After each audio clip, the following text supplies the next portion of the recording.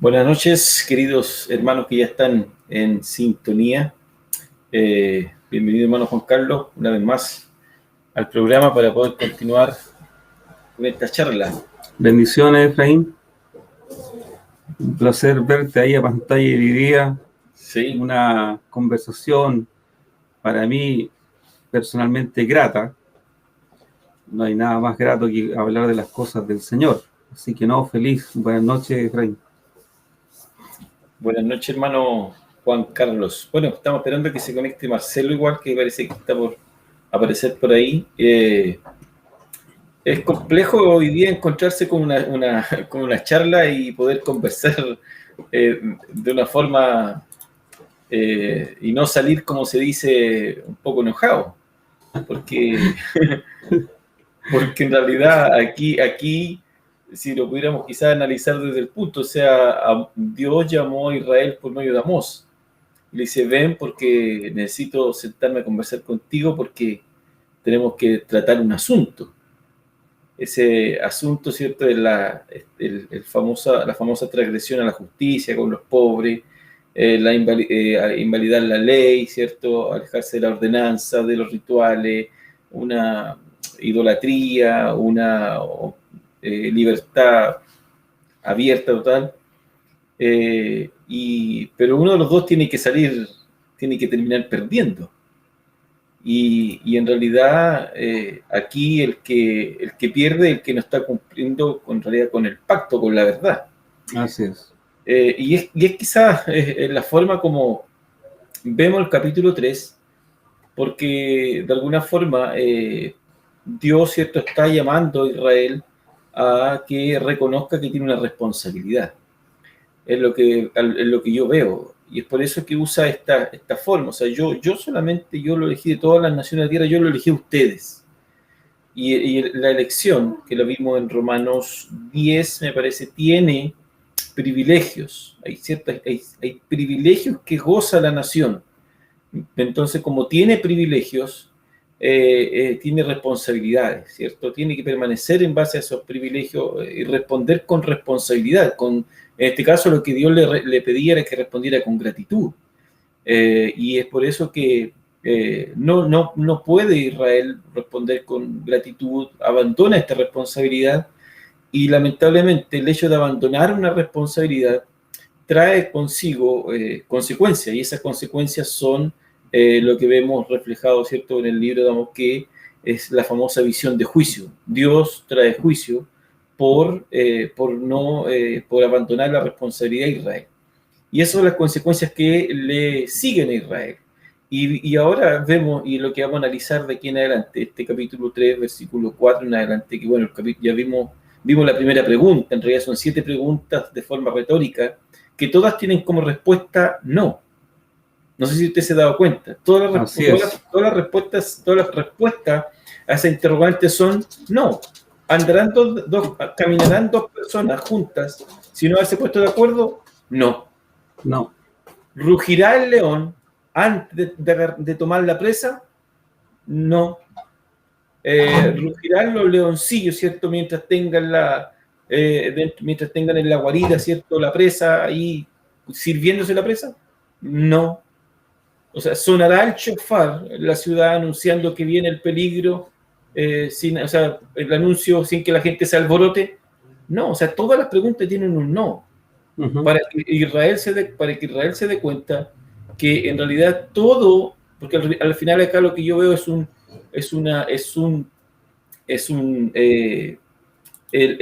la respuesta al efecto. O sea, hay una causa-efecto.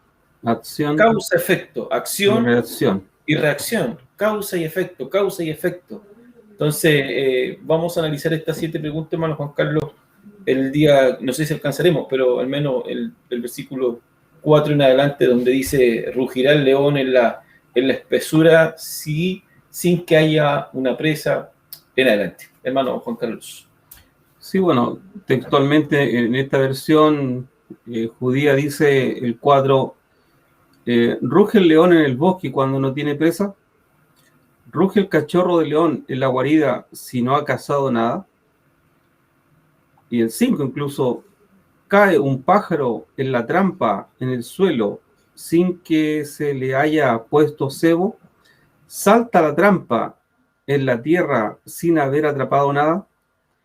La respuesta es no. Así es simple, la respuesta es no.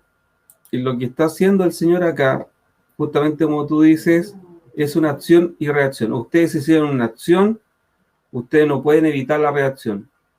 Ahora, esto es bien fácil. Yahweh está rugiendo como un león, y cuando el león ruge, ¿por qué va a pasar algo? O sea, el león no ruge porque quiso, sino que porque hay una presa visible y porque hay una cacería que va a comenzar. Todas estas son señales, obviamente, porque el Señor en eso es amplio en misericordia. Siempre Él ha hecho eso, incluso hasta ahora, y lo va a seguir haciendo. Toda la escatología bíblica, las últimas cosas a acontecer, también hablan de esas cosas. Son approach, ¿no? Cuando uno ve que la calamidad está encima, la Biblia va y dice, estos son solo principios de dolores. ¿Para qué? Para que el ser humano se arrepienta, para que el ser humano tome provisión de la situación y no lo pille así en vilo. Si pudiéramos actualizar el concepto, podríamos decir que es como ahora en muchos países, cuando va a haber un tsunami, el celular te suena, mira, no sé cuánto es, si serán 10 minutos antes, 5 minutos antes, 30 minutos antes, no tengo idea cuánto, para ser sincero. Pero hay una alarma, incluso algunos tratan de hacer lo mismo con los terremotos, cuando ven que las capas tectónicas se están moviendo mucho, también hay una alarma en el celular. Así también en Israel, cuando hay un atentado de bomba aérea, suena una bocina y la gente tiene que simplemente reaccionar. Entonces, todas estas son acciones para que también se tome una reacción, pero también son reacciones de una acción previa. Hay una dicotomía ahí, ¿cierto?, entre las dos partes. Yo estoy haciendo esto para que ustedes hagan otra cosa. Ahora, como ustedes también hicieron otra cosa, yo voy a tomar disposición en hacer lo que yo tengo que hacer. Entonces, en alguna manera eso es como una atalaya, ¿no? Eso tiene un poco de relación con Ezequiel 3, del 16 al 21. Pero por lo menos algo así como que dice, vino a mí palabra de Yahweh diciendo, hijo de hombre, habla a los hijos de tu pueblo y diles, cuando trajere yo espadas sobre la tierra, y el pueblo de la tierra tomare un hombre de su territorio y lo pusiere por atalaya, y así sigue el relato. Entonces, Dios siempre ha tenido pregoneros, profetas, personas que son enviadas para proclamar. El problema nuestro es que nosotros tenemos un concepto equivocado de los profetas. Nosotros creemos que el profeta, como que el Espíritu Santo lo envuelve, ¿no? Y esa persona verbaliza cosas y después vuelve a callar. Creo que todos los profetas del Nuevo Testamento que tienen un concepto equivocado de eso, lo apelan a la predicación, al púlpito. Quieren ser imbuidos por el Espíritu Santo, quieren anularse como persona, ¿cierto? Y decir exactamente lo que el Espíritu Santo está diciendo. Ahora, si es hablando en lengua, mejor todavía, y si es con intérprete, mejor todavía. Pero el concepto de profeta, acá simplemente este hombre, está que se diga. Así de simple. Y está haciendo una vocería porque la cosa se viene fea de ahí en adelante. Entonces, claro, las 7 preguntas son retóricas. Las 3 primeras hacen analogías sobre, como tú bien lo decías, ¿cierto?, en nuestros versículos, en el del león, del cachorro, de la trampa en el suelo, y después seguimos incluso con el chofar, el versículo 6. ¿Eso, Efraín? Sí, estos elementos que usa el profeta, que son las figuras o elementos poéticos, ¿cierto? Que incluso nos decía la hermana Jacqueline la semana pasada, son bastante elegantes, la forma, independiente la palabra elegante, ¿cierto? Por así decirlo, pero que en realidad dicen mucho, o sea, sí. Dicen demasiado. El hecho de usar estos elementos, rugirá el león, ¿cierto? En la espesura sin que haya presa, rugirá el leoncillo, ¿cierto? En su guarida sin haber antes apresado, saltará, ¿cierto? La trampa sin haber, ¿cierto? Tomado el ave, levantará la trampa, ¿cierto? O sea, todos estos elementos que va usando el profeta son elementos muy claros para los destinatarios, en los cuales para ellos era muy común, ¿cierto? Y que les decía mucho. Entonces, ¿cuál es el punto? Es que en realidad esto tiene que generar conciencia. Sí, ese es el punto. Tiene que generar conciencia. Miren Pablo Israel, lo voy a tratar de parafrasear. Miren Israel, miren. De todas las naciones de la tierra, yo puse mis ojos en ustedes. Yo hice justicia en ustedes, yo lo libré de la mano opresora egipcia, ¿cierto? Yo los liberté, yo estuve con ustedes en el desierto, yo hice un pacto con ustedes, he firmado ese pacto y he sido fiel a ese pacto. Entonces, fíjense, pero ustedes en ningún minuto han sido fieles al pacto, ustedes no andan de acuerdo conmigo. Entonces, y el profeta hace todas estas preguntas, ¿cierto? Entonces, por lo mismo, como ustedes no han sido fieles a ese pacto, yo no soy un Dios, ¿cierto?, emocionalmente inestable. No, yo soy fiel al pacto.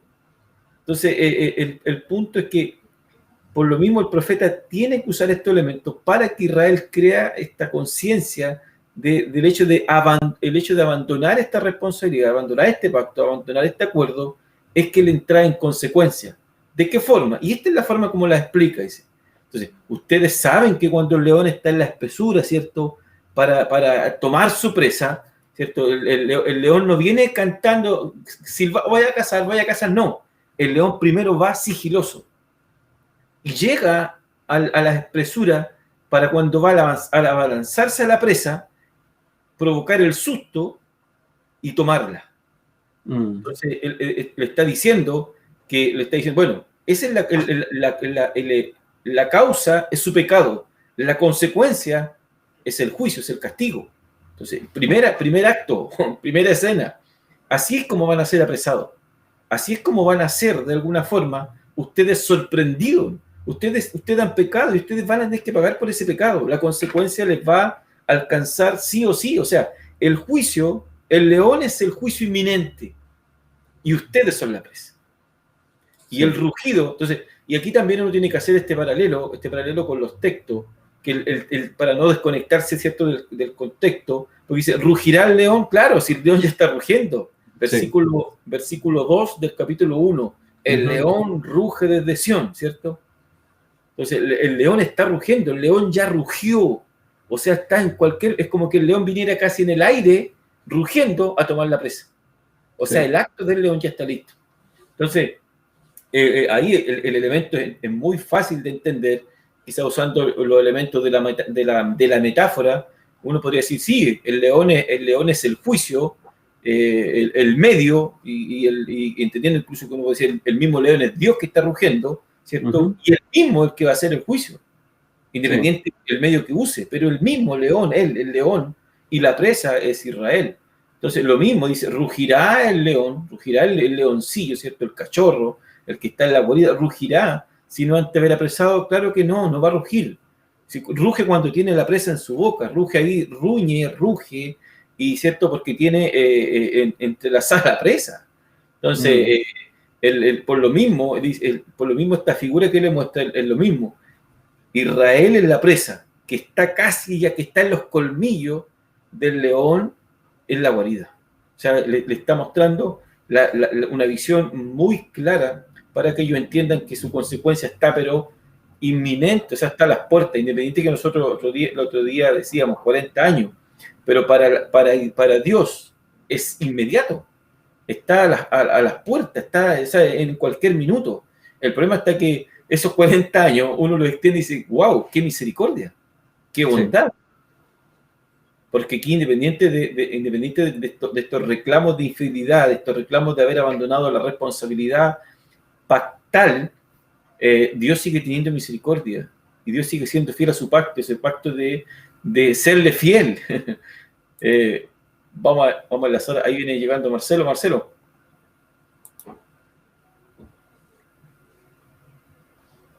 Muy buenas noches, hermano amado, hermano Juan Carlos, hermano Efraín, la paz del Señor. Bendiciones, Marcelo. Bendiciones, un gusto de saludarle, un gusto de verle nuevamente. Acá recién llegando, y como decía hace un momento atrás, bueno, es un privilegio de poder compartir algo que realmente nos apasiona y nos fascina, que es compartir un poco lo que es la escritura, y esto se termina sin discusión alguna. Así que bendiciones, hermanos, que la paz de Dios sea en cada uno de ustedes, también saludando a todos los hermanos que están conectados en esta hora de la noche. Así que eso es, bendiciones. ¿Qué dice, hermano Juan Carlos? Bueno, el versículo 6 sigue la misma tónica. Cuando el chofar es sonado en la ciudad, ¿no se alarma la gente? Ese es el efecto. Oiga, un punto, mire, Dale. un punto con respecto a la trampa, porque aquí también ese elemento de la trampa, nosotros cuando armábamos trampa con mi papá, hacíamos una forma como un cuadrado, así bastante artesanal de palo, uno que otra malla, ¿cierto? Como una cajuela, y le colocábamos como un dispositivo, por así decirlo, que accionaba la trampa. Entonces se le tiraba el trigo adentro de la trampa quedaba en una forma dependiente, con un accionar, un dispositivo que la cual, cuando el pájaro entraba, tocaba el dispositivo y la trampa caía.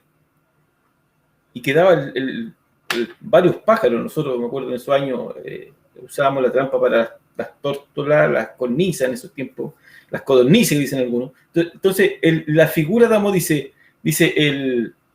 que la figura saltará la trampa del suelo sin haber atrapado. No.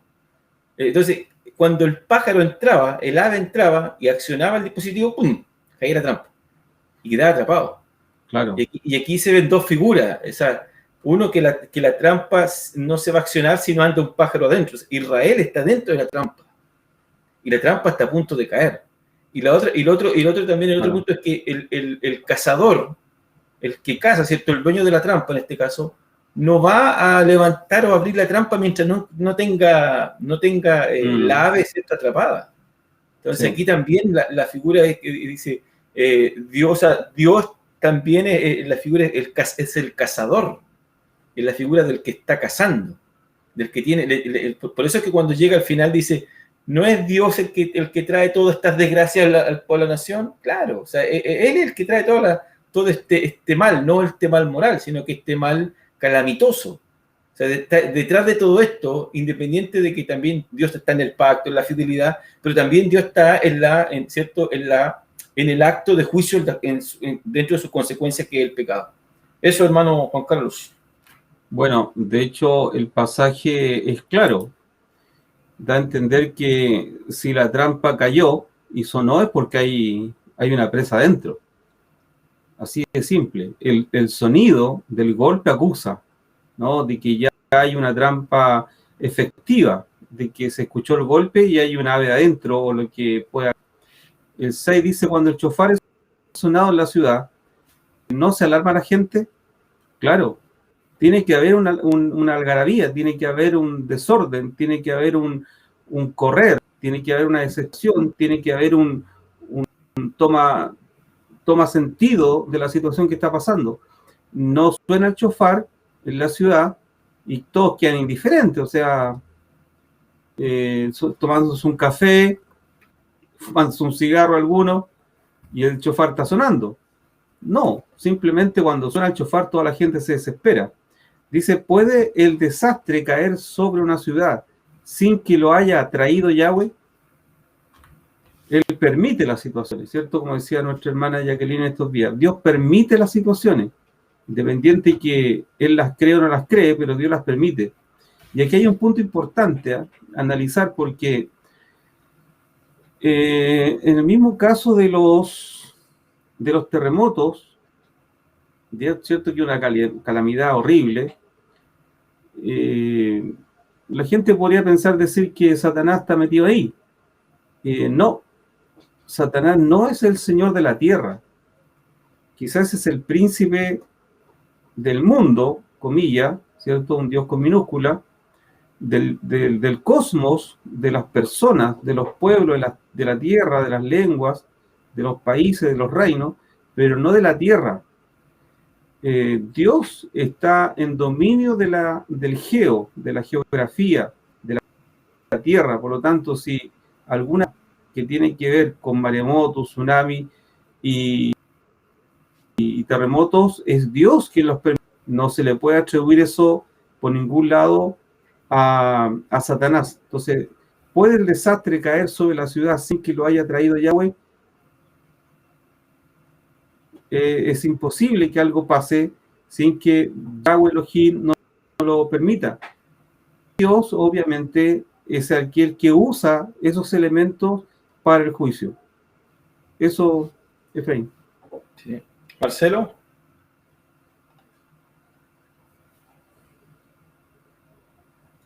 Cuando las cosas acontecen, mayormente nosotros como personas naturales, siempre le echamos la culpa a Dios por qué pasan las cosas.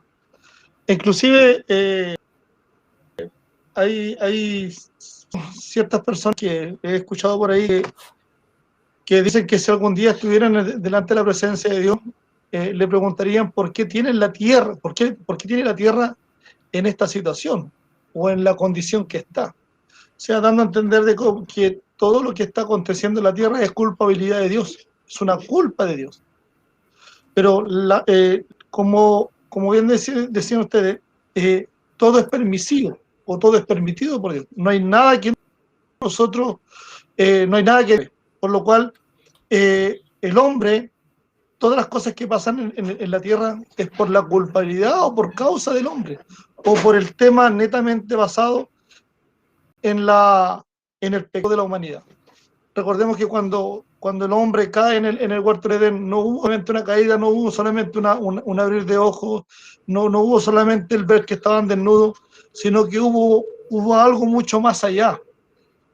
Hubo un desastre, pero completamente mundial, o sea, no tan solo afectó al hombre, ¿cierto? Y en su estado natural, sino que también a los animales, a los peces, a la tierra. Por eso el Señor dice que cuando el hombre empezara a trabajar, se iba a ganar el pan con el sudor de su frente. O sea, todo es permitido por Dios. Todas las cosas que acontecen hoy en la tierra son permitidas por Dios. ¿Por motivo de qué? Por la culpabilidad, por no haberse guardado o por no haber obedecido a Dios.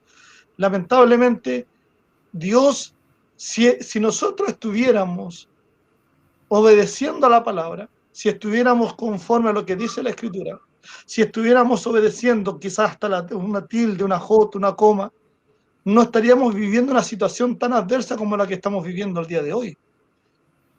¿Por qué? Porque estaríamos cumpliendo lo que la ley dice, lo que su palabra dice, lo que Dios dice. Si me amáis, dijo el Señor, guardad mis mandamientos. Si realmente nosotros viviéramos en esa condición, no habría desastre, no habría pecado. Pero lamentablemente el hombre tiene su corazón inclinado al mal, y eso es repetitivo quizás dentro de todos los programas que se ha escuchado, que el hombre está inclinado al mal, que el hombre tiene esta inclinación a desobedecer las leyes, no tan solo terrenales, no tan solo las leyes físicas, sino que también la ley de Dios, por el cual no podemos culpabilizar a Dios por las situaciones y la condición que nosotros estamos viviendo. Aquí lo único culpable somos nosotros por no haber quizás por obedecer, y el hombre por no haber obedecido la voz de Dios en el huerto de Edén. Es lamentable saber que vienen tiempos no muy gratos para la humanidad, pero los que estamos en Cristo, los que estamos en Él, los que estamos guardados en Él, yo creo que es un tiempo más sublime que lo que va a vivir la iglesia en su venida. Así que esperarlo con ansia, esperarlo con deseo ese día, y poder anunciar y poder predicar lo que más se pueda, lo que más se pueda advertirle a la gente, el decirle que el Señor viene pronto. Cuando ustedes leían el tema de rugirá el león en la selva sin haber presa, caerá el ave en el lazo sobre la tierra, o sea, caerá el lazo sobre la tierra sin haber cazador. Quizás lo que está diciendo aquí el profeta Amós está hablando de un juicio que pronto se va a ejecutar, o que pronto se va a ejecutar con Amós. Pero la pregunta mía es la siguiente. Mi visión en este caso, yo digo, ¿podrá alertarse alguien sin que no suene la trompeta? ¿Podrá alguien predicar si alguien no se ha preparado? ¿Podrá anunciar las verdades bíblicas sin no haberse introducido en la Escritura? ¿Podrá saber alguien la voluntad de Dios sin haberse introducido en la presencia de Dios? Como Amós tenía este oído agudo y una relación con Dios, el hombre de hoy podrá entregar un mensaje conforme a como lo hacíamos si no entra en la presencia de Dios, si no entra en la Escritura, si no entra en la palabra, si no entra en el estudio. ¿Podrá un hombre, sin haber estudiado, sin haber preguntado o consultado el texto, como te leía delante de Efra, podrá anunciar sin consultarle a Dios las cosas? ¿Podrá hacerlo? Yo creo que definitivamente no. El hombre va a hablar siempre conforme a su corazón, siempre conforme a su visión panorámica humana, y no podrá hablar lo que realmente Dios quiere hablar a nuestra vida. Eso. Sí, qué interesante. Y mientras Marcelo decía algo, me amplía un poco el horizonte con respecto a este tema del chofar. Hermano Juan Carlos nos daba a entender, ¿cierto? Aquí esta figura es la del centinela. En la ciudad había un centinela, ¿cierto? Entonces, cuando venía la guerra, cuando venía el ataque, el centinela hacía sonar el chofar. ¿Qué es lo que producía ese sonar? Producía una alerta, ¿cierto? La alerta, el hermano Juan Carlos hablaba de la alerta tsunami, ¿cierto? Que tenemos 10 minutos, los celulares empiezan a sonar. Bueno, en aquel tiempo... temprana. En aquel tiempo, la alerta temprana era el centinela. Centinela tocaba, ¿cierto? Tocaba la trompeta, y el toque de trompeta anunciaba que venía una batalla, venía el enemigo. Nosotros en la parte, cuando estudió la parte militar, le llamábamos el ataque al cuartel. Había un sonido. El zafarrancho incendio, había otro sonido, ¿cierto? Hombre al agua, había otro sonido. Nosotros teníamos varios sonidos cuando yo estuve en el servicio. Entonces, la diana, la retreta también. La diana, la retreta, el sonido de la bandera tenía un sonido distinto. Entonces, cada sonido uno lo escuchaba y sabía. Entonces uno se ponía alerta. El alto. Entonces uno tocaba en el alto con el sonido del clarinete o de la trompeta, y uno se colocaba, identificaba cada sonido. Bueno, en Israel, cuando el chofar era tocado y el chofar tenía el anuncio de que venía el ataque, la gente corría a buscar refugio, buscar un refugio seguro. Entonces provocaba un alboroto. Corrían despavoridamente. Esta pregunta a mí me causa, dice, ¿se soplará el chofar, dice, en la ciudad sin que se alborote el pueblo? No, o sea, el chofar es primero y después el alboroto. Pero resulta que acá el tema de la causa y efecto incluso da mucho más, uno le encuentra mucho más ingrediente al texto, porque lo que está diciendo, lo que incluso está diciendo más el profeta, es que el Señor viene haciendo sonar su chofar todo el tiempo. El chofar es la voz del profeta. El chofar es la voz de Dios constante, mi alerta, mi advertencia. Yo advierto, yo sigo advirtiendo, y ustedes impávidos, ustedes no se alborotan, ustedes ni cosquilla les produce Israel. Entonces, ellos se identificaban, o sea, ellos conocían el sonido. Y ellos podían identificar, ¿quién más que ellos que vivieron, hermano Juan Carlos, Marcelo, en aquel tiempo? Podían identificar la voz de Dios con el profeta. Oye, sí, cuán grande sería escuchar al profeta allí, Eliseo, el profeta Amós, ¿cierto? El profeta Jonás, el profeta... Oye, está hablando Dios. podían identificar la voz de Dios. O sea, identificaban el chofar, podían identificar la voz de Dios porque era el profeta, pero no les causaba ningún alboroto, nada. Y esto y es lo que quizás me hacía ampliar un poco el tema, Marcelo, porque hoy quizás esta parte, este 3.6, quizás no representa mucho al mundo, representa ese mundo de Noé, cuando cierto Noé sin anunciar, pero de esta forma no era un chofar en medio de toda aquella corrupción.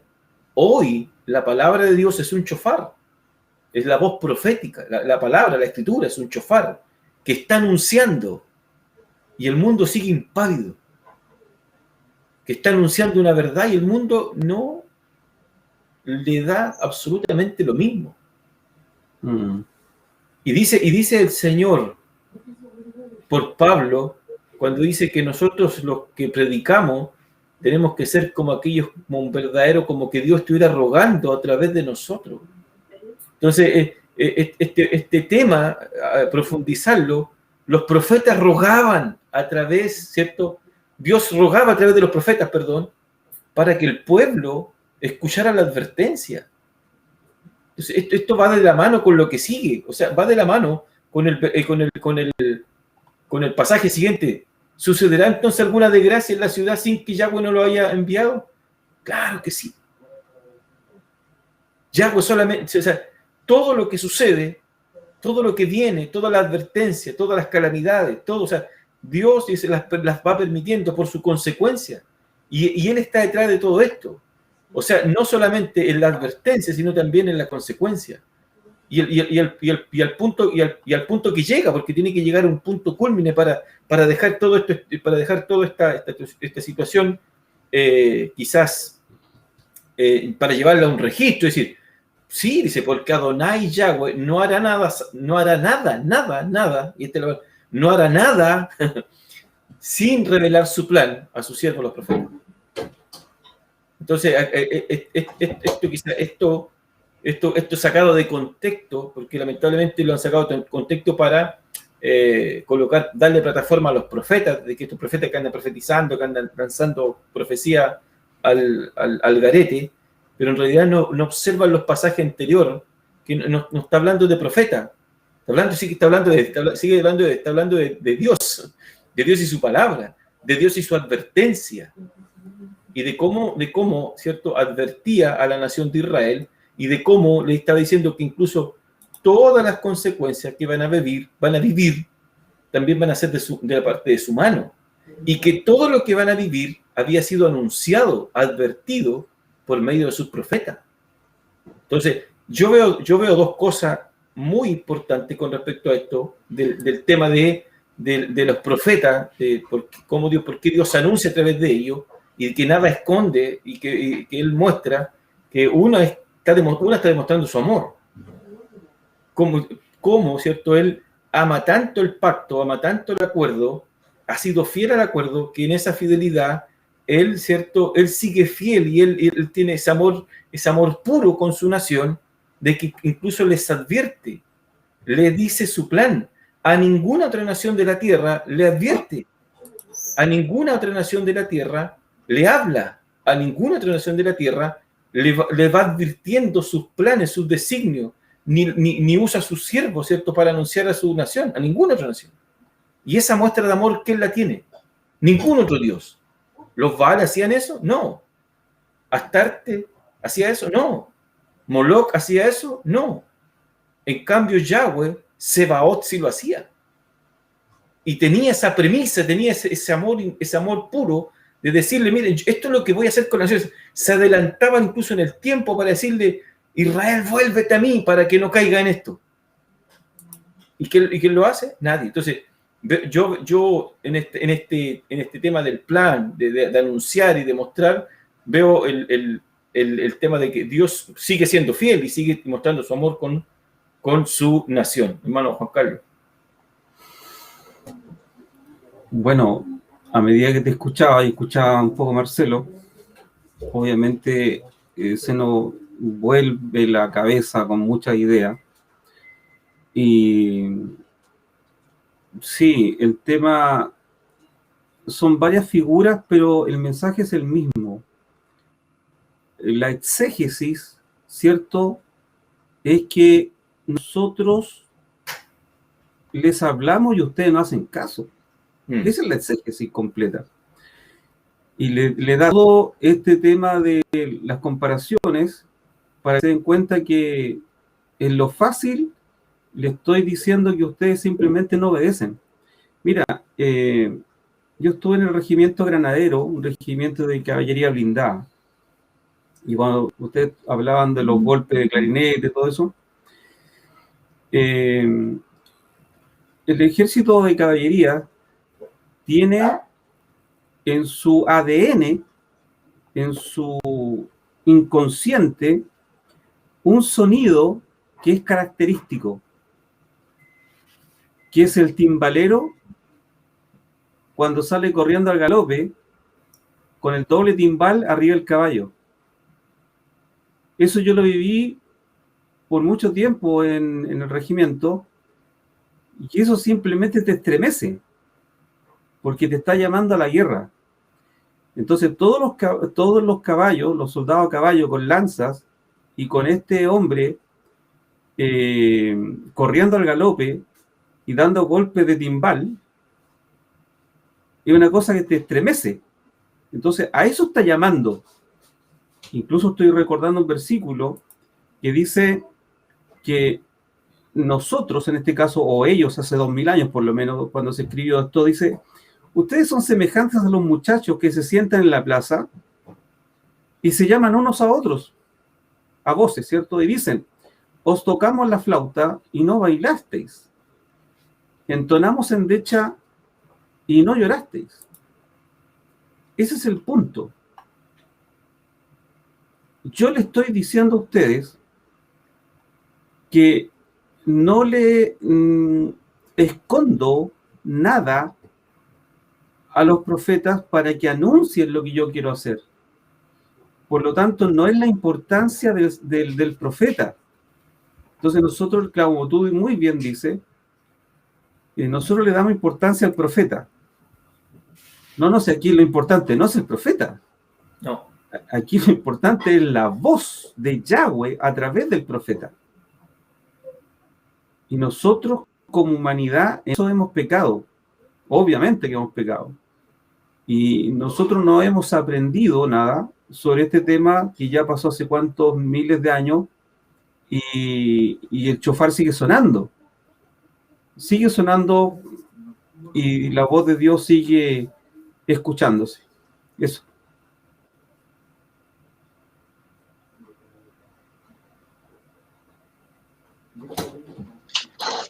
El tema de estos sonidos, hay un pasaje que no estaba tratando de recordarlo, cuando dice: si la trompeta fuera incierta, o sea, si sonara la trompeta, ¿quién no se prepara para la batalla? O si la trompeta fuera incierta. El sonido tiene que ser claro. Y eso es lo que está haciendo el Señor acá con Israel. Está haciendo claro su sonido a través de Amós. Está declarando que el juicio... 14. 1 Corintios 14, por el tema de las lenguas. Sí, claro. Entonces, si el mensaje era nítido, ¿quién se prepara? El mensaje desde un principio fue nítido para el pueblo de Israel. El mensaje desde un principio, de cuando se establecieron las leyes, de cuando se estableció, ¿cierto?, en el monte, todos los mandamientos y los estatutos y la ley mosaica, todo fue claro. Inclusive hubo una segunda interpretación de parte de poder entregarle la ley a Israel. Pero como él le comentaba quizás, y les decía, el pueblo pereció por falta de conocimiento. Siendo el pueblo de Israel, siendo el pueblo de Dios, ¿cierto? El pueblo que entendía la Torá, que tenía los escritos. ¿Cómo pereció por falta de conocimiento? Y quizás me traía a memoria, hermano Juan Carlos, lo que usted decía ayer. Decía que a Dios lo escondieron, lo ocultaron los que lideraban. Entonces, ellos tenían un conocimiento vago. Ellos perecieron por no conocer en la plenitud a Dios, por no en su esencia, por no conocer la ley en su espíritu, porque ellos conocían la ley en la letra, pero en el espíritu no. Y eso es lo que Jesús le dice también a los escribas y los fariseos: olvidaste lo más importante de la ley. Y es por eso que creo en este caso que el pueblo de Israel pereció por esa falta de conocimiento, por conocer la imagen y semejanza del Altísimo, por no conocerlo en su plenitud, por no conocer su amor, por no conocer su misericordia, por saber que hubieron cosas que acontecieron en Israel, en el desierto, que aún Dios los guardó, pero quizás ellos en el tiempo ocultaron al Dios de Israel y además, como usted bien decía ayer, ocultaron el nombre. Hasta el nombre lo ocultaron. Entonces, hoy hay una diversidad de nombres al Altísimo, en la cual ninguno va de acuerdo a lo que realmente debería ser. Nosotros los conocimos por Jehová, otros lo conocen por Yahvé. Quizás a lo mejor con un estudio que usted ha hecho más profundo lo conocemos por Yahweh, Elohim, ¿cierto? Pero por esa causa, por ese motivo, yo creo firmemente, y quizás no estamos lejanos, que en este tiempo muchas veces se ha ocultado al Señor, se ha ocultado, se ha escondido a Dios. Y hay congregaciones que perecen por falta de conocimiento, por esta relación con el Señor. Tiene más con el púlpito que una relación. Tiene una relación más con el exitismo, con el populismo, más que con el purismo. Entonces hay una relación más con lo exterior que con la esma. Y el otro día le comentaba a un amigo, le decía, en la teología hay dos tipos de teólogos para mí. El teólogo que estudia la escritura en el asunto cultural, geográfico, historia, y eso es un asunto de externo. Pero está el estudio teológico, que no tan solo te estudia la historia, ¿cierto? La cultura, sino que también la ley y el espíritu de la ley y su esencia. Entonces ese teólogo es un espíritu de la esencia del Señor, buscando la esencia misma del Altísimo. Entonces hay una gran diferencia. Por eso encontramos de repente diversidades de conocimiento, y ahí donde la gente dice, no, los teólogos son todos cabecepalos, son cabezaduras, son pura letra, pero hay que diferenciar al hombre que estudia. Y eso yo creo que hubo dentro de aquel tiempo. El pueblo pereció, escondieron, le guardaron la esencia, guardaron al Dios mismo, al Dios de Israel, lo guardaron, lo escondieron y mostraron un Dios totalmente diferente. Ustedes han hecho estragos contra mí. Eso. Sí, en realidad el tema del shofar da para mucho, pero allí la figura, como dice nuestro hermano Juan Carlos, y el comentario que también hace nuestro hermano Osvaldo por allí, Orlando, perdón, Osvaldo, de allí en los comentarios, claro, es el anuncio, este anuncio de advertencia. El juicio viene sí o sí. El juicio incluso va a anunciarse, así como se anuncia la batalla, ¿cierto? Bueno, el juicio también está siendo anunciado. El problema es que ustedes son presa fácil, porque el león los va a atacar, ¿cierto? Y los va a apresar. El leoncillo los va a llevar a su guarida. El cazador los va a tomar, ¿cierto?, en el aire, como también los va a tomar en tierra. Y en realidad, o sea, van a ser, por su desobediencia, ¿cierto?, por esta falta de responsabilidad y gratitud con el pacto y con todo lo demás, es que ustedes son una presa demasiado fácil.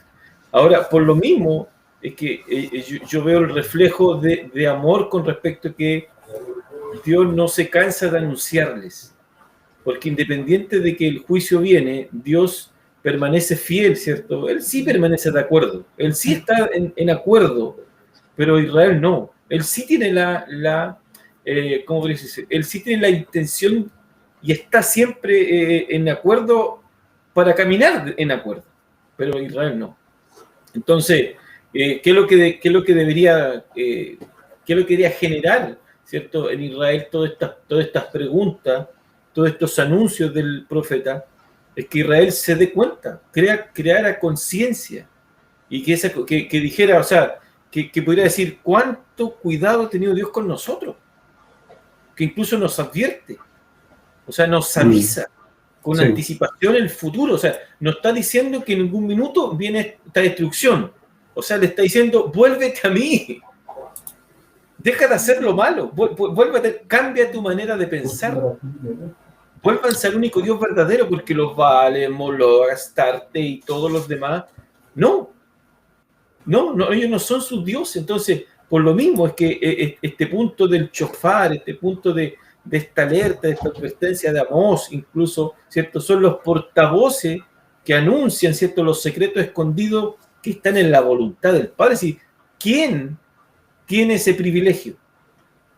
¿Quién? O sea, ¿quién cuida de...? Porque al final esto es como el cuidado. ¿Quién cuida de esta forma a sus hijos? Nadie. O sea, es lo mismo cuando nosotros, quizás un ejemplo muy... No hagas esto que te vas a caer, no hagas esto que te vas a caer. Cuando teníamos hijos chicos, no hagas esto, no saltes esto que te vas a caer. No hagas, o sea, la advertencia se cayó. Esto es lo mismo, o sea, Dios de antemano le está advirtiendo, pero Dios sabe, porque Él tiene una omnisciencia, ¿cierto? Él conoce de antemano las cosas, entonces, una presciencia, Él conoce las cosas de antemano, entonces por lo mismo le está trayendo esta advertencia. ¿Quién hace eso? Nadie. Este tema, lamentablemente, del famoso texto que dice, porque no hará Jehová el Señor nada sin que le revele su secreto a sus siervos los profetas. Lamentablemente, y hay que decirlo, este texto no es para demostrar la necesidad de profeta en la actualidad, o para para respaldar el tema de este movimiento apostólico y profético. No, este texto jamás apunta a esto. Este texto simplemente apunta a Dios con respecto a la nación de Israel y lo que Él está diciendo. Este es un reclamo con amor. Pero para Israel, particularmente para Israel. ¿Y por qué lo digo con amor? Porque dice, si Adonai Yahweh no hará nada sin revelar su plan, esta frase para mí es muy, muy profunda, o sea, muy relevante, dice, porque el que ama revela. O sea, el que ama se muestra. Avisa. El que ama avisa, el que ama se da a conocer. Y acá da a conocer sus designios. ¿A quién? A Israel, el pueblo elegido. O sea, lo que el profeta en sí, quizás parafraseando, está diciendo, Israel, mira, yo te amo tanto que de antemano yo te doy aviso de mis decisiones. ¿Se dan cuenta quizás el trasfondo? O sea, yo te amo tanto que de antemano te doy aviso de mis decisiones. Pero esto yo no se lo hago saber a nadie más. A ninguna otra nación de la tierra yo hago esto. Es tanto mi amor, Israel, que yo así a ti te lo digo. A ti te lo hago saber. O sea, te lo doy por sobreaviso. O sea, el versículo 2 de este capítulo está claro. Solamente a ti, de todas las demás naciones de la tierra, yo te he elegido. Y como yo te he elegido, yo te hago saber mis decisiones. O sea, ¿quién hace eso? Nadie. Entonces, esta voluntad que está dentro de su sola voluntad, ¿cierto? Dice el texto que se lo da a conocer a ¿quién? A sus siervos. Y esto también quizás uno puede sacar a relucir ciertas cosas. ¿A qué siervos? Los siervos que se deben a su Señor. Los siervos, ¿cierto? Que no se deben a sí mismos, que no buscan esa plataforma, ¿cierto?, para darse a conocer. Esos siervos, ¿cierto?, que engrandecen los propósitos de quien lo llamó y no engrandecen los propósitos propios. Vemos, antes yo le comentaba a Juan Carlos, en Primera de Reyes, capítulo 13, hay un profeta que no se nombra. Nadie sabe cómo se llama. El tal profeta, que fue, ¿cierto?, y declaró palabra profética a Jeroboam I. El tal profeta, no teníamos ni idea ni cómo se llama, pero cumplió la palabra de Dios ¿cierto? Sí. Al pie de la letra, hasta que al final sí, hasta que al final incluso, tal como le dijo el Señor, incluso murió. Pero nunca lo nombraron. Entonces, aquí vemos que Dios le revela su voluntad a sus siervos que están comprometidos con el dueño, con el amo, a sus siervos, ¿cierto? Que no andan buscando la grandeza de sí mismos, sino que andan buscando engrandecer los propósitos de quien lo llamó. Y como ejemplo, y no quiero extenderme mucho, y como ejemplo, yo rescaté 4 ejemplos y para no abarcar toda la escritura, 4 ejemplos de cómo Dios revela, muestra, porque ama, ¿cierto? Muestra su voluntad o da a conocer sus designios a sus siervos. Cosas que Él quizás las tiene allí, ¿cierto? Para hacerlas. Y un ejemplo muy, muy precioso está en Abraham, en Génesis 18, cuando va a destruir Sodoma. El texto es muy, muy, muy precioso, dice, y Yahweh, dice, y ya se dijo. Dios se dijo a sí mismo. Dios se dijo a sí mismo. Sí. Dice, por eso el texto es muy, muy precioso. Dios se dijo a sí mismo, encubriré a Abraham lo que voy a hacer. Claro. Y no lo encubrió. Se lo dijo. Incluso dice que él permanecía de pie delante de Abraham. Y Abraham le seguía, pero Señor, si hubieran 50, Señor, pero si hubieran, Señor, pero si hubieran, Señor, o sea, ¿quién? ¿Por qué? Porque es su siervo. O sea, y el Salmo 110, Salmo 25 dice también que él le revela, le muestra, ¿cierto? Porque la palabra revelar es mostrar su voluntad, dice a los que le temen. Esa es una condición. Le revela también o le muestras las cosas, dice, a sus discípulos. Juan 15:15, que es un versículo y un capítulo muy particular. A sus discípulos. Le da a conocer. Y también le da a conocer a su iglesia. Juan 17, del 25-26. O sea, le da a conocer su voluntad. Lo que tú me diste, yo se los entrego. Entonces, ahí traté de colocar 4 ejemplo con respecto a esto, o sea, y que este texto no es para respaldar el movimiento apostólico y profético, de ningún modo, es particularmente a Israel con respecto, ¿cierto?, a ese reclamo de amor que Dios tiene con su pueblo, de que Él siempre, constantemente está advirtiendo a través de sus profetas y le está dando a conocer al pueblo por amor de lo que Él va a hacer. Eso, hermano Juan Carlos. Bueno, que hay varias cosas que mientras Marcelo hablaba, obviamente tú también, se me van mostrando figuras.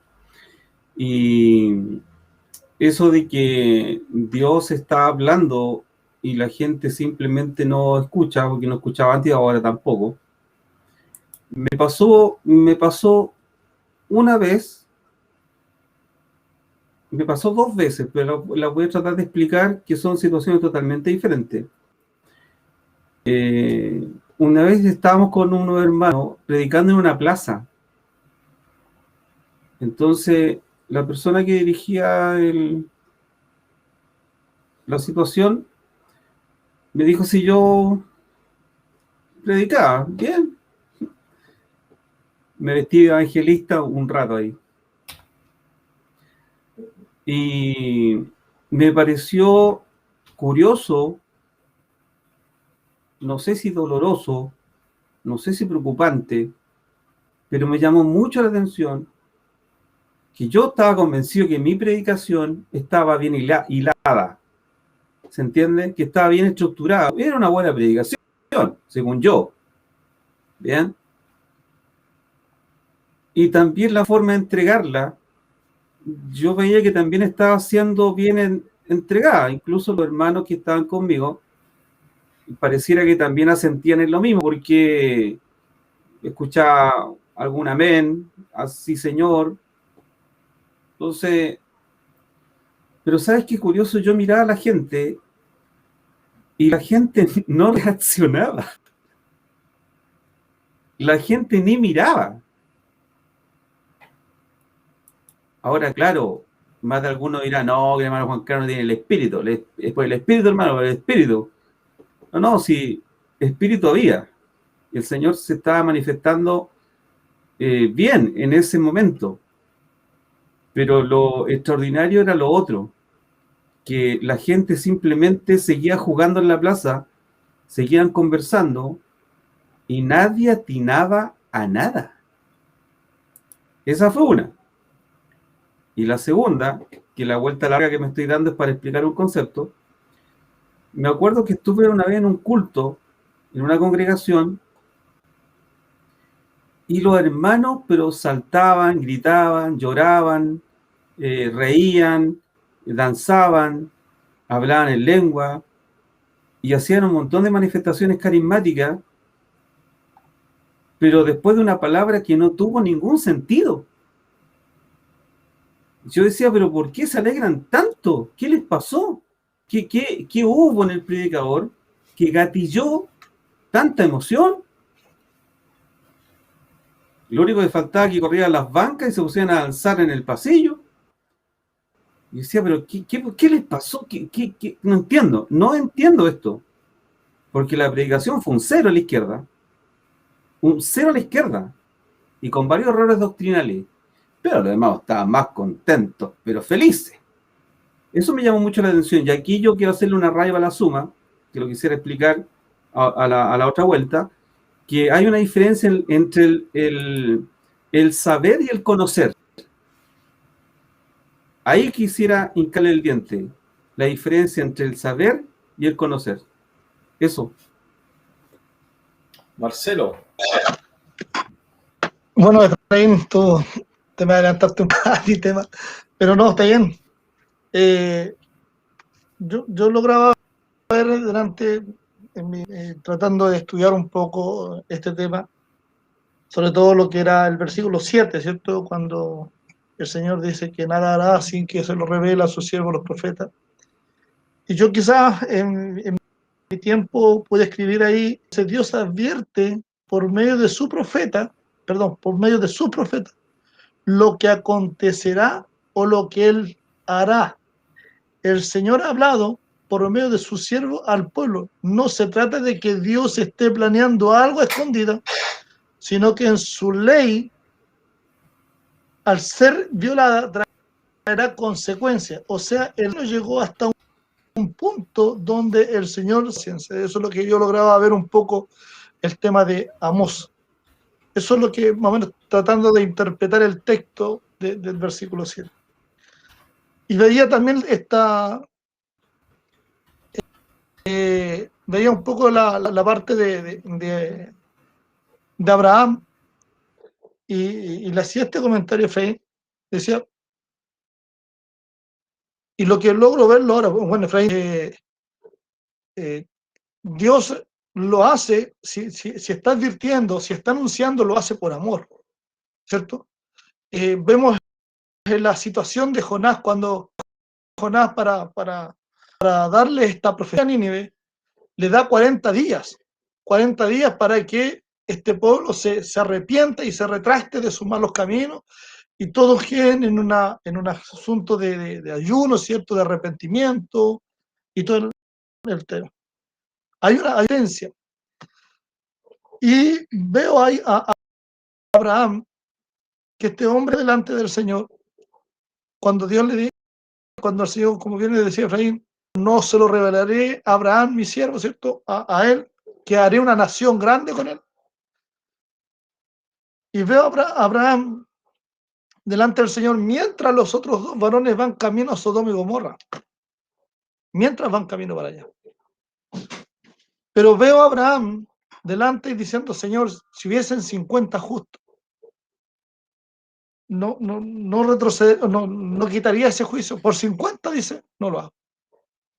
Ahora ya que mi Señor está delante de mí y está escuchando, si fuese 45, bueno, ahí empieza esta conversación, Señor, de Abraham con el Señor, en su paciencia, escuchando a Abraham, esa intercesión de Abraham por este pueblo que quizás ya es nido, de que fuese fuese condenado a un juicio, hasta cuando llega a 10, pero no había ninguno justo, no había justo. Pero ¿cuál es el amor que Dios tiene? Es que estos dos varones que se fueron no llegaron inmediatamente allá, sino que hubo un lapso de tiempo, mientras Abraham intercedía por el pueblo de Sodoma y Gomorra. Mientras Abraham intercedía, no cayó el juicio, no había nada. Y cuando llegan los ángeles y llega y dice que Lot se postra delante de él, se postra y lo invita a poder pasar en su casa, ¿cierto? Y los obliga, insiste en que ellos pasen, y aún así todavía no hay nada. ¿Por qué? Porque la Biblia dice que era el justo Lot. Este era un hombre que también se da un hombre quizás dentro de este pueblo. Pero este hombre, mientras estaba delante de los varones, no caía un juicio. Tuvo que llegar el momento en que estos ángeles o estos dos varones vieron ya el desastre que había, todo el caos que había, todo el deseo perverso del corazón de aquellos, cuando quisieron entrar y poder abusar de ellos. ¿Qué es lo que hace? Tómalo, toma a su esposa, toma a las dos niñas y que se fueran. Recién sacando quizás a lo mejor lo que Dios había elegido, viene el juicio. Recién. Y quizás podemos ver lo que aún la tierra tampoco ha sido enjuiciada en este tiempo, con todo el caos que tenemos, con todos los desastres que a nivel nacional, a nivel mundial, con todo este asunto que quizás a lo mejor todo este asunto de pandemia que vemos nosotros también. Que es un plan maquiavélico hecho en un laboratorio para poder afectar a toda la humanidad. Pero aún así, Cristo está intercediendo por nosotros. La tierra no ha sido destruida solamente por la intercesión de Cristo, el Señor, nuestro abogado, nuestro Señor. Por Él no hemos sido consumidos. Pero va a llegar un tiempo, va a llegar un día en la cual todo esto terminará. Cuando la iglesia sea llevada, cuando la iglesia, la novia del Cordero, sea arrebatada, todo esto terminará. Todo esto concluirá. ¿Con qué? Con el juicio que Dios ya había determinado. Ya lo determinó y veló. Lo podemos encontrar en toda la extensión del libro de Apocalipsis. Viendo el juicio de venidero. Esto es irrevocable. Lo importante de todo esto es que la iglesia va a ser llevada, la iglesia va a ser levantada. Pero solamente no hemos sido consumidos. ¿Por qué? Por causa y la intercesión de nuestro Señor. Por eso nomás. Sodoma y Gomorra no fueron consumidos mientras tanto intercedían. Mientras tanto había uno, no fueron consumidos. Ese era el amor y la misericordia de Dios que tiene por sus elegidos. La tierra no ha sido consumida por el momento, y hasta ahora no ha sido consumida porque está su iglesia, está su pueblo, está su remanente, y esperando que se pueda cumplir para que la gloria de Dios sea manifiesta, llevándose a su pueblo y declarando lo que Él ya había determinado en su eternidad. Eso.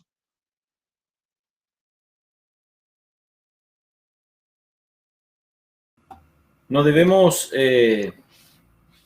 desconectar el contexto, porque el versículo 8 aparece nuevamente, ¿cierto?, lo que dice el versículo 2 del capítulo 1. Y los elementos de juicio que está usando el profeta. Dice, si el león ruge, ¿quién no temerá? La pregunta es obvia, ¿cierto? El león ruge. O sea, el profeta Amós, desde su introducción, versículo 2 del capítulo 1 dice, el león está rugiendo desde Sión. O sea, su voz potente ruge. O sea, si su shofar anunciaba, si sus profetas anunciaban, ¿cierto? Si sus profetas estaban constantemente advirtiendo, dice, tiene que haber temor. O sea, todo esto tenía que causar crear, conciencia en el corazón de Israel. Tenía que crear conciencia, tenían que darse cuenta de su ingratitud, de su falta de responsabilidad, en el acuerdo, en el pacto, en el caminar juntamente con Dios. Ellos habían desligado. Entonces si el león está rugiendo desde Sión. ¿Qué tienen que hacer ustedes? Escuchar su voz, oír con temor, entender lo que le está diciendo. Y dice, y la pregunta, ¿quién no temerá? Deben de temer. Leía yo que con respecto al diccionario, dentro de un libro de uso y costumbre, y cómo ellos veían, identificaban la cultura, identificaban el león, y el león de tierras palestinas no es el mismo león africano, es incluso un poco más pequeño, pero el león, cuando dice que sentían el rugido, dice que la gente se espantaba, se le erizaba, ¿cierto? La columna vertebral, es como cuando un gato, ¿cierto? Se eriza. Bueno, debería causar temor, debería causar espanto, debería causar miedo. Entonces, por eso el profeta dice, si el león ruge, si el león está rugiendo, deben de temer. Israel, deben de temer, deben causarles espanto, porque si está rugiendo, como venimos viendo, ¿cierto?, la figura, el león ruge en la espesura para tomar su presa. Está a punto de tomar su presa. Si el león está rugiendo desde Sión y la figura dice que el león está a punto de tomar su presa, ustedes no deben de quedar impávidos. O sea, ustedes reaccionen, Israel. Reaccionen. Reaccionen. Por eso dice, y si Adonai, Yahweh habla, porque esta es la figura paralela, ¿cierto?, al león que ruge, porque si el león ruge, el que está rugiendo es que dice Yahweh Adonai. Yahweh Adonai está hablando, Israel, Yahweh Adonai está hablando. ¿Quién no profetizará? O sea, si Yahweh está hablando a través de sus profetas, lo único que queda es profetizar. Lo único que queda es hablar. Lo único que queda es proclamar su verdad, dicemos. Entonces dice, aunque Israel lo prohíba, o sea, aunque Israel lo prohibió, aunque ustedes le cierren la boca a los profetas, pero Yahweh está rugiendo, Yahweh está hablando. Entonces, es una figura, esta pluma, que hay un hermano que dice la pluma, este lenguaje de Amós es un lenguaje poético, ¿cierto?, mezclado con la profecía, que es muy potente, para dar a entender, ¿cierto?, como si nosotros, si escucháramos el sonido de un león a nuestras espaldas, ¿qué haríamos? Nos corre un frío eterno. Nos corre un frío eterno. O sea, esa misma reacción debería tener Israel. Entonces, por eso dice, si el león está rugiendo Israel, ustedes deben de temer, ustedes tienen que reaccionar a ese rugido. Pero ¿qué está haciendo Israel? Israel no está reaccionando. Entonces, el león ruge, ¿cierto? Está rugiendo ahí firme. ¿Por qué? Lo que está diciendo en sí, que la presencia misma de Dios está en medio de la nación para ejecutar su juicio. Y deben de temer. Y deben de escuchar, ¿cierto?, al que está profetizando. Así es. Hermano Juan Carlos. Bueno, yo por lo menos sigo viendo que hay un trasfondo de la exégesis, digámoslo así. Hay un trasfondo de la exégesis de estos versículos. Y según yo, el trasfondo es que esta gente no lo conocía. No distinguía este rugido. Es como si tú no conocieras un león y escucharas que un león ruge nomás. Mientras que cuando tú lo conoces, tú reaccionas. El mismo concepto de que mis ovejas conocen mi voz, siguen. Ahora, el punto mío está en que no lo conocían. Y Dios los está llamando a que lo conozcan. Vuélvanse a mí y conózcanme. Porque incluso si tú te recuerdas, en algún momento, para estos hebreos, Moloch era Elohim. Estaban tan acostumbrados al concepto de Moloch que hicieron hasta templos, que para ellos Moloch era Elohim. Moloch era su Dios. Y ahí es donde me aparece la figura de Elías, diciendo, a ver, ¿cómo fue lo que escuché? ¿Que Moloch es Elohim? ¿De dónde sacaron eso ustedes? Por Baal. supuesto, Dios es, claro, Dios es Baal. Y aquí en eso estamos. Entonces, ahí aparece Elías y dice, a ver, hagamos una cosa. Aquí vamos a ver si Baal es Elohim. Y ustedes saben la historia, ¿cierto? ¿Por qué? Porque incluso ellos se sajaban sus cuerpos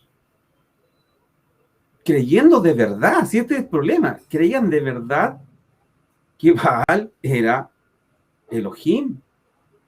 Entonces aquí hay un concepto de conocer y saber. Si tú le hiciste un pincelazo, Efraín, con Juan 17, y esa oración es tremenda, Juan 17, ¿cierto? La oración de nuestro Señor. Y en un momento esa oración dice esto: pues le has dado a tu Hijo autoridad sobre todo ser humano. Hijo con mayúscula, él está hablando en tercera persona de sí mismo. Él da vida eterna a cada uno de los que tú le has dado, hablando de sí mismo. Y la manera de tener vida eterna, escucha esto, es conocerte a ti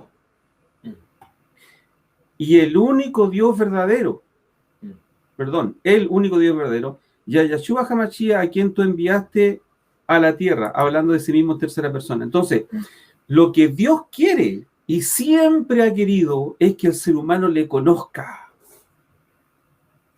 Le conozca. Y mira qué interesante. Me acuerdo hace muchos años, tengo buena memoria. Hace muchos años yo hice una predicación.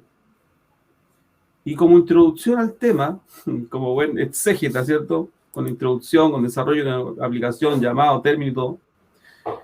En la introducción ocupé lo siguiente. Dije, a ver, hermanos, que el Señor les bendiga. Levanten la mano todos aquellos que conocen a don Francisco, a don Mario Kreuzberger. Levanten la mano. Efraín, Marcelo, no quedó nadie con la mano abajo. Porque todos dijeron que conocían a don Francisco y conocían, obviamente, a don Mario Kreuzberger. Segunda pregunta en sí misma, dije, levanten la mano a cuántos de ustedes don Francisco los conoce. Ahí no hubieron tantas manos levantadas, de hecho no hubo ninguna. ¿Cuántos de ustedes han estado en la casa de don Francisco? Ya han estado en los cumpleaños de sus hijos, usted aparece en la foto. Díganme, hermano, nadie. Ellos sabían de don Francisco, pero no lo conocían. Ellos creían que lo conocían en el concepto basal etimológico equivocado. Entonces, ¿qué sucede? Exactamente lo mismo, Efraín y Marcelo, y los hermanos que nos escuchan. Nosotros no conocemos a Yahweh Elohim. Nosotros sabemos de Yahweh Elohim. Pero el deseo de nuestro Mashiach es que nosotros le conozcamos a Él, que tengamos una intimidad con Él, un deseo de pertenencia, que le busquemos de todo corazón, que modifiquemos nuestra vida por Él. Eso es conocerle, aunque obviamente lo vamos a conocer en sus atributos comunicables. Hay cosas que no los vamos a conocer nunca hasta que lleguemos al tercer cielo o a donde el Señor nos permita entrar. Entonces nosotros tenemos un problema de conocer y no de saber. Nosotros debemos conocer a nuestro Señor, cómo actúa, cómo piensa, Y Dios está dispuesto a eso, siempre lo ha estado, en que el ser humano le conozca. Y ahí tenemos un problema. Lo tuvieron los judíos, los hebreos, los israelitas en ese tiempo, y lo tenemos nosotros también, Marcelo, en fin, lo tenemos aún. Los hermanos aún no conocen a su Dios, saben de Dios, pero conocerlo es otra cosa. Marcelo. Quizás el hermano Juan hablaba de esta predicación y yo hace un tiempo atrás, no hace mucho, creo que se lo comenté, hermano Juan Carlos, cuando en la iglesia prediqué sobre la imagen del Padre en el Hijo. Cristo vino a mostrar la imagen del Padre. Cristo vino a mostrar la esencia del Padre.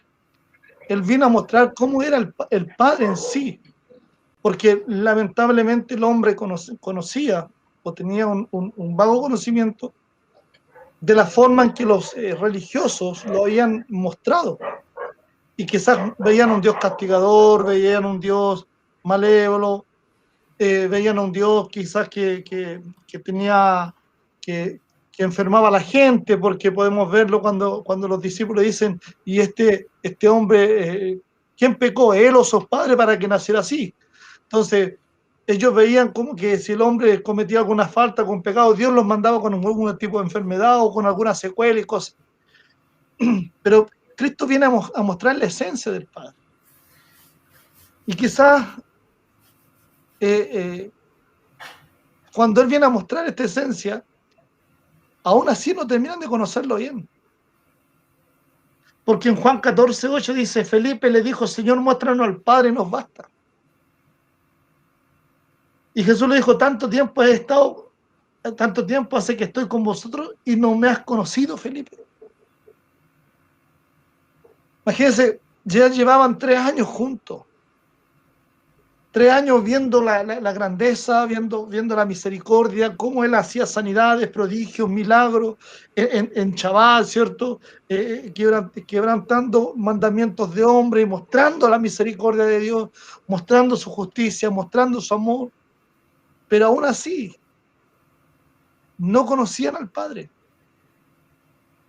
Muéstranos al Padre y nos basta. Pero ¿cómo? Si hace tiempo estoy con vosotros. Y aún así no lo conocían. Y estos hombres que estuvieron 3 años, y quizás a lo mejor no es lejano, yo torneando quizás a lo mejor los 20 años en la congregación. Ojo, en la congregación. ¿Cuánto tiempo que conozco al Señor? Hermanos que llevan años en las congregaciones, ¿cuánto tiempo llevan conociendo al Señor? ¿Cuánto tiempo que conocen al Padre? Porque podemos hablar de Jesús, podemos hablar de Cristo, podemos hablar del Espíritu Santo, podemos hablar de todo. Pero en nuestra predicación se nota que no conocemos al Padre.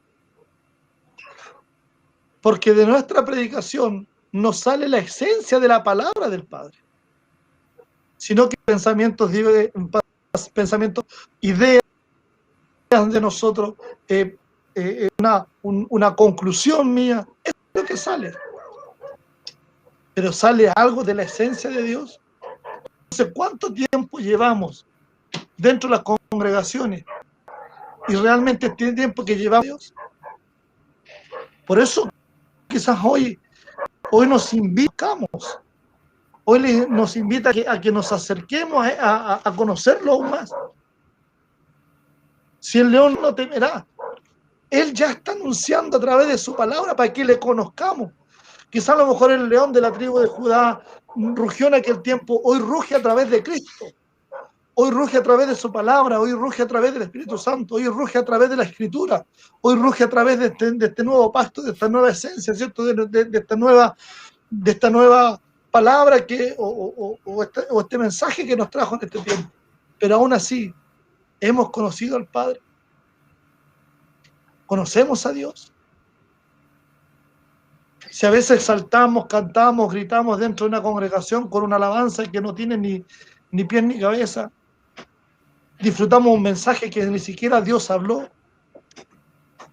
esperamos que un profeta, supuestamente un profeta, venga y nos hable al corazón y nos diga en qué estamos mal o en qué estamos bien. ¿Realmente hemos conocido a Dios?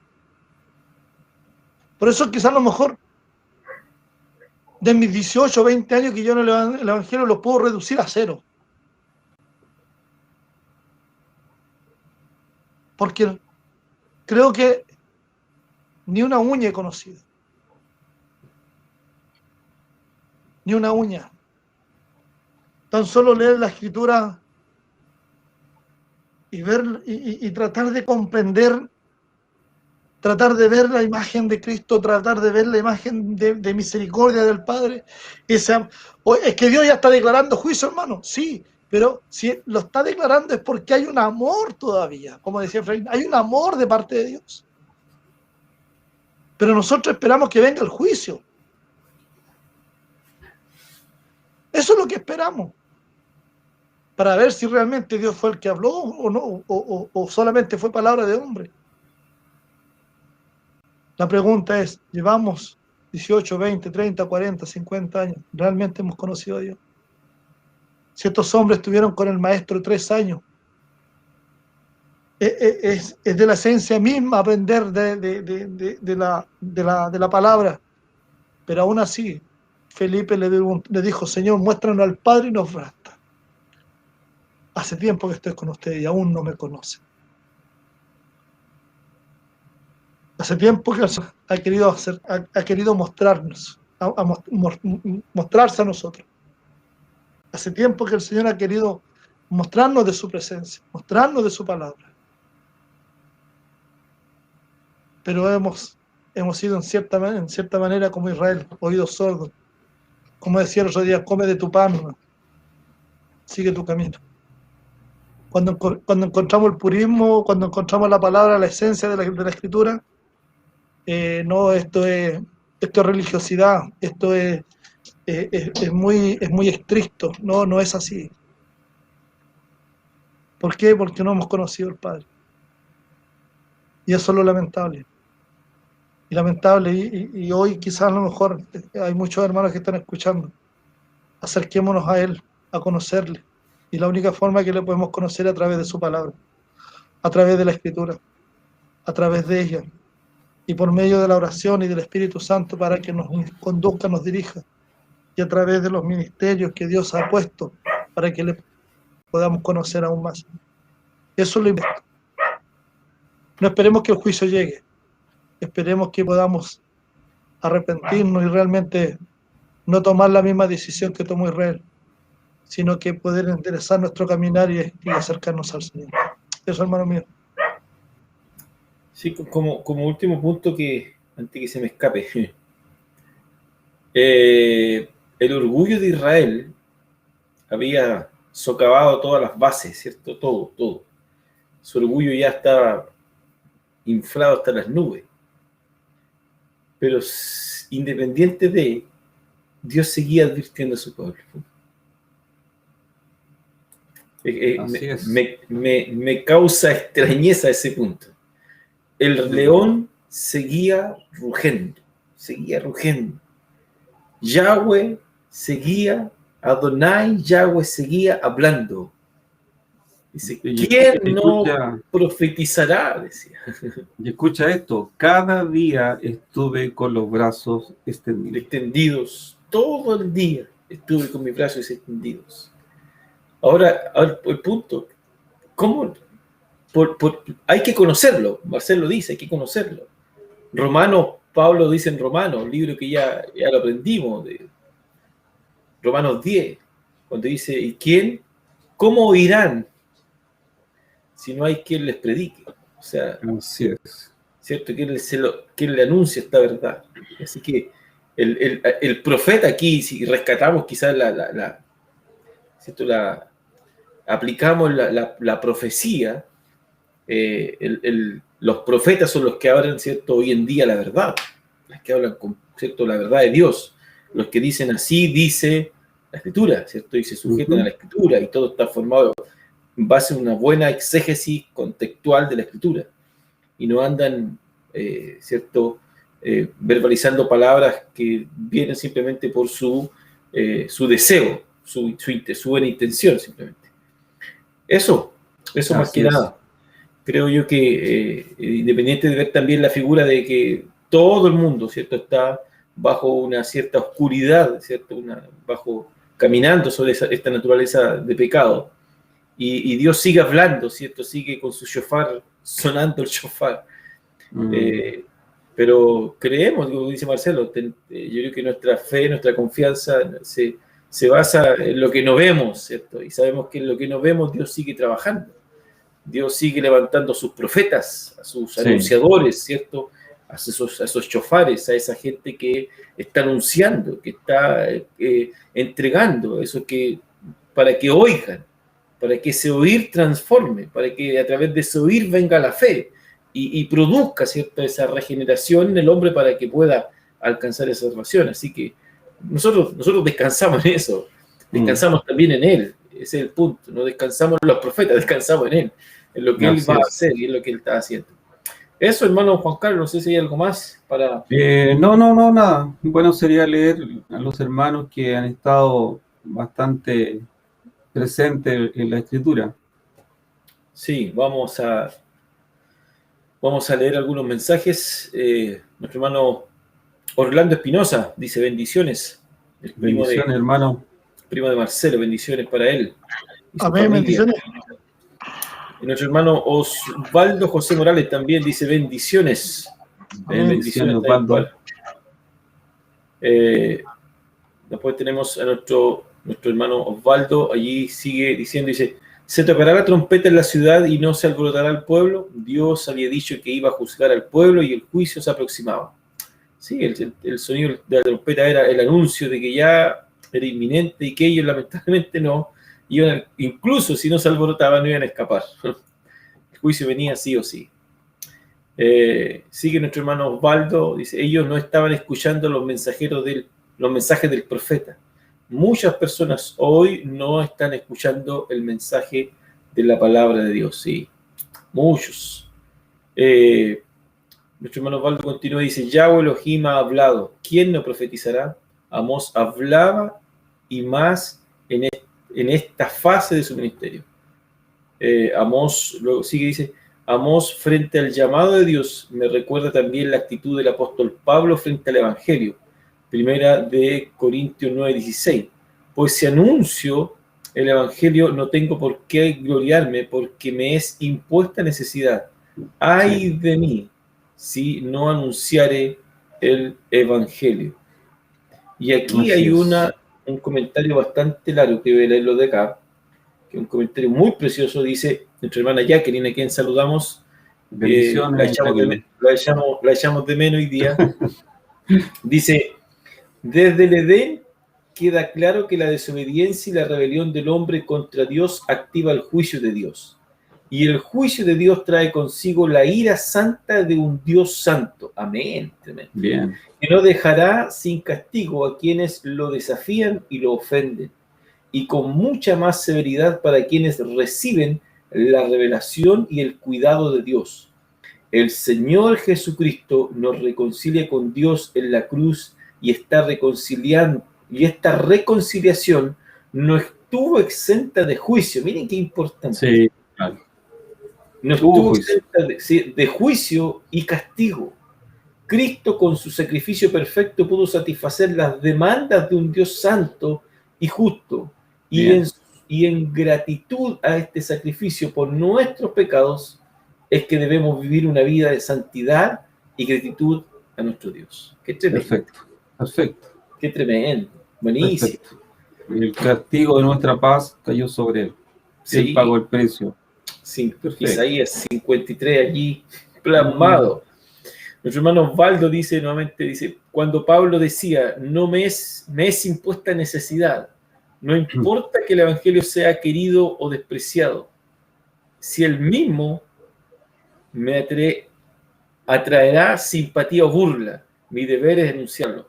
Sí, Pablo tenía ese era un buen heraldo.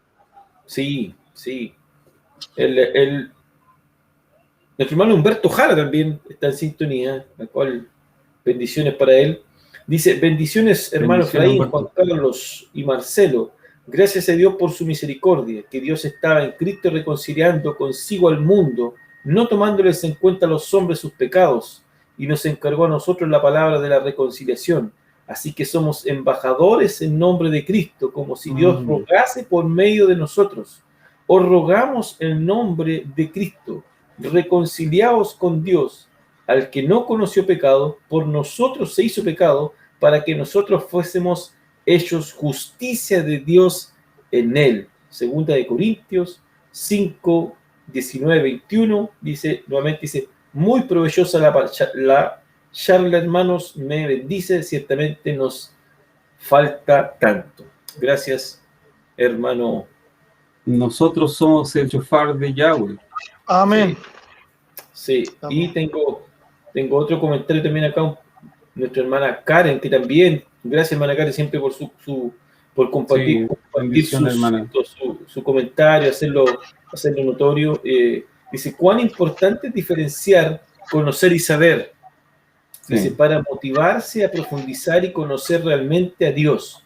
Como siempre, excelente exposición. En Mateo, cuando Jesús estaba en el monte, enseñó las bienaventuranzas y las recompensas.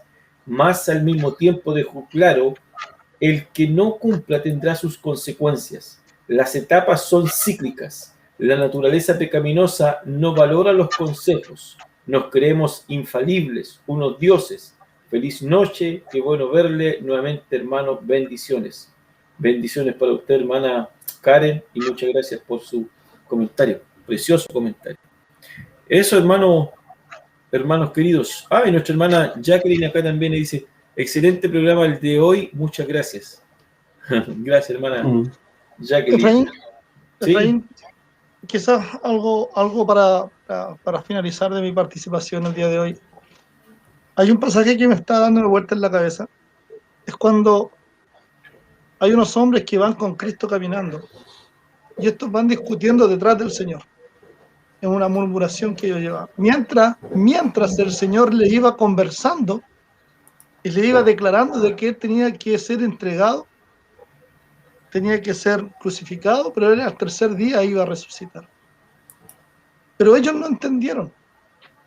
No entendieron. ¿Por qué? Porque estos hombres venían más interesados en una plática de quién sería mayor en el reino. A veces no tomamos atención y buscamos quizás la forma de poder ser más que el otro. Y nuestra mente está cegada a la palabra. Estos hombres estaban cegados en su posición en el reino, más que lo que el Señor quería que ellos supieran. Él les venía declarándole algo muy importante. Él le estaba declarando que tenía que ser entregado y que iba a ser crucificado. Pero estos hombres venían más preocupados por un tema de puesto.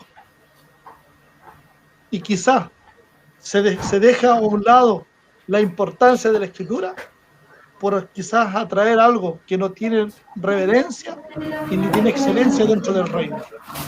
Eso es lo que queríamos menos clarificar y poder darlo a entender. A veces nosotros estamos más metidos en una postura eclesiástica que en la intimidad del Señor y en su palabra. Eso. Gracias, Marcelo. ¿Algo más, hermano Juan Carlos?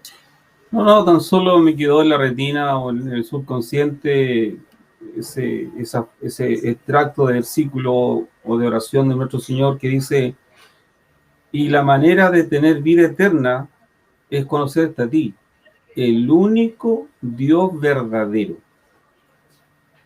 y a Yeshua HaMashiach, a quien tú has enviado a la tierra. Nosotros debemos hacerle todo el empeño posible de conocerle a Él, porque a través de eso nosotros tendremos vida eterna. Es una conclusión que saco casi personal.